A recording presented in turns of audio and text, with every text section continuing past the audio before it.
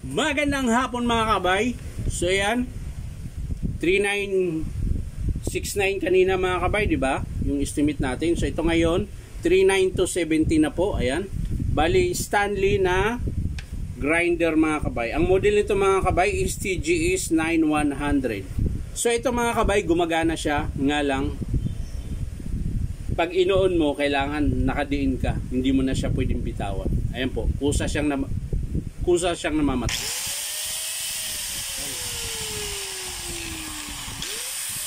So hindi na po naglalak yung pinakanab.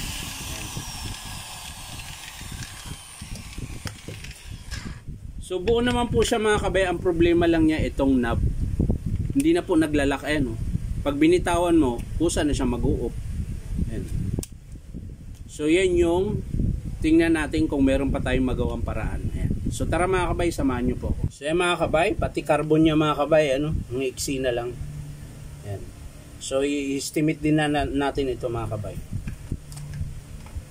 So kailangan natin buksan mga kabay para makita natin kung pwede pang gawa ng paraan.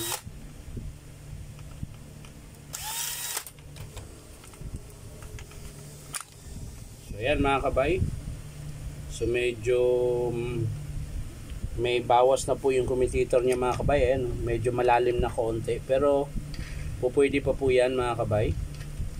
So okay pa naman. So kaya ko to binaklas mga kabay para matanggal natin yung knob. Ayan, pag tinanggal mo yung mga kabay, kailangan nyo po itong idiin. Ayan. Nakaganyan po siya dapat. Ayan. Diba po, ito yung pinakakabitan ng knob niya. Ayan. So didiin nyo lang po ito. Ayan. O kaya kalsuhan nyo ng screw. Ayan. Didiin nyo po yung knob. Ayan. Tapos ayan, nawala. Ayan. Bago nyo po sungkitin yung knob. Ayan. Patulak po pababa para po makalas yung knob.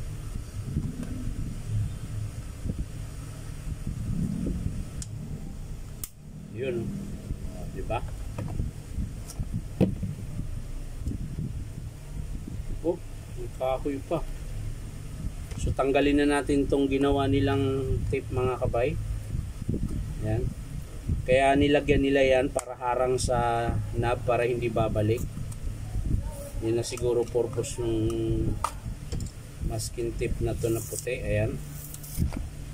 Tapos kinalangan pa ng ano, ng kahoy.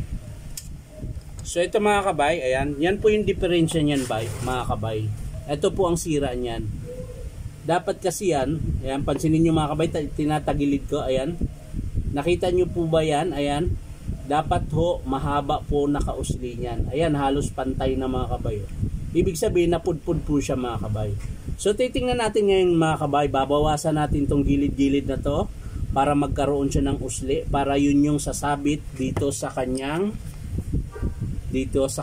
field housing. Ayan, dito po sasabit. Ayan, susubukan natin mga kabay. So ayan, ang ginagawa ko dito mga kabay, ayan, lalapit ko lang. Hindi nakita. Ito, dito tayo. Ayan. Para kita nyo pa rin yan. So tinatabasan ko lang ito mga kabay. Ayan. Paunti-unti po. Ayan. Kabilaan din yan mga kabay. Kabilang ano, kailangan mo rin bawasan mga kabay. Ganon din po mga kabay. Manipis lang para hindi siya ganon ka ano. Testing lang naman natin ito mga kabay. Pero ito po talaga ginagawa ko sa mga ano, knob na ganito. Kasi kaysa i-order pa matagal. Ayan. So ito mga kabay, oh. Ayan. Yung kikil, ayan, kikil pala tawag nito mga kabay. Kung sa Bisaya pa mga kabay ay limbas po ito sa amin ang tawag nito. Yan, sa Tagalog, kikil. Yan. So gagamitan natin ng kikil mga kabay para pantay po. Ayan. Para pantay.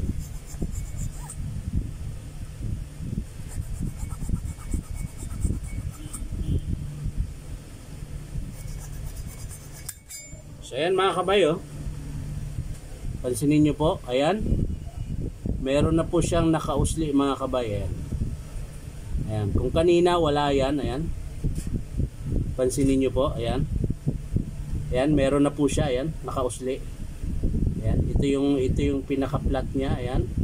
Tapos meron na siyang nakausli, ayan. So susubukan natin mga kabay, ibalik kung gagana siya. So sa pagbabalik mga kabay, ganun din. Kalsuhan nyo po ng screw dyan. Ayan. Tapos tulak nyo papunta dito. Ayan. Ayan, ayaw pa.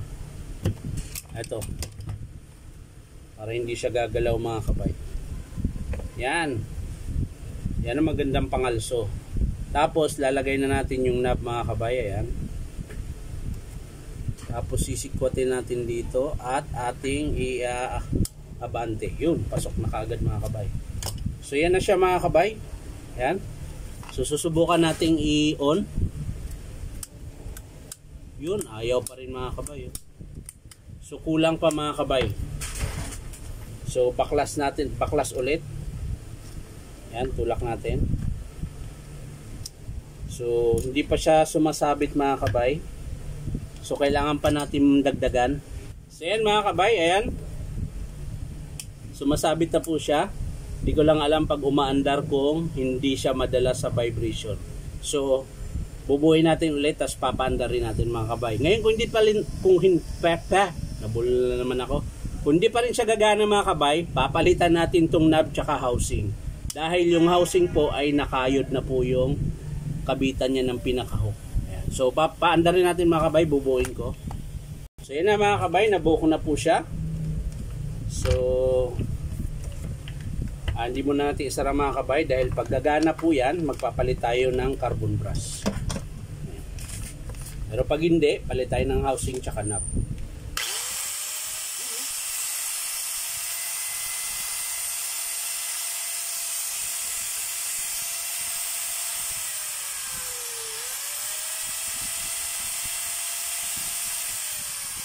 So gumana mga kabay. So ibig sabihin, makakatipid yung may-ari nito dahil hindi tayo magpapalit ng knob tsaka housing. Ang papalitan lang natin mga kabay ay yung carbon brush dahil maiksi na po. Ayan. So yan mga kabay, kunin ko lang yung carbon. So yan na mga kabay, nakuha ko na po yung carbon. So kinakabit ko na po.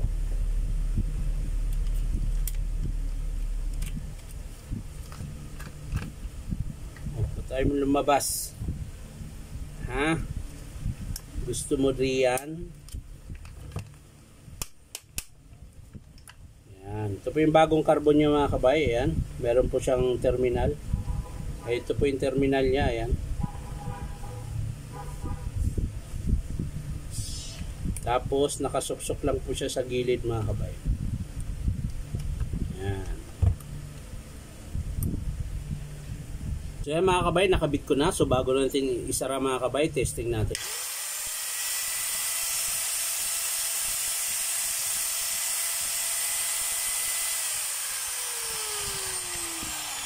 So okay na siya mga kabay.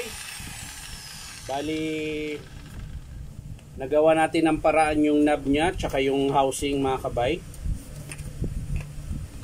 Nagawa natin ang paraan sa napakasimpleng pamamaraan mga kabay. Yan, pag meron ho kayong grinder na ganito, hindi na po sumasabit yung knob.